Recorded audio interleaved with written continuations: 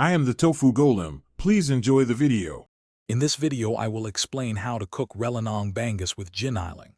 First, we'll prepare the milkfish by carefully deboning it and cleaning the cavity. Next, we'll create a flavorful Giniling or ground meat, filling with various vegetables and seasonings. Finally, we'll stuff the fish with this delicious mixture and then fry or bake it until golden brown and perfectly cooked. This classic Filipino dish is a true culinary delight, perfect for any special occasion.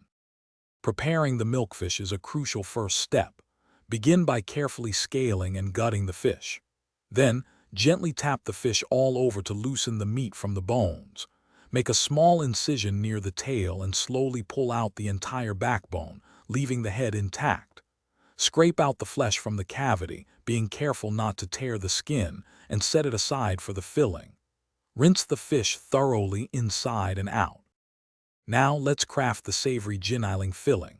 Sauté 1 small chopped onion and 2 cloves of minced garlic until fragrant.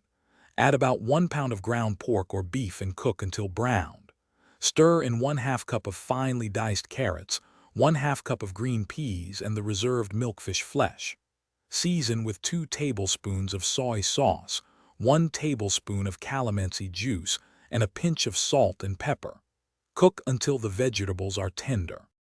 With our filling ready, it's time to stuff the milkfish. Carefully spoon the Giniling mixture back into the fish cavity, ensuring it's packed firmly but not overstuffed. You can sew the opening shut with kitchen twine or secure it with toothpicks to prevent the filling from escaping.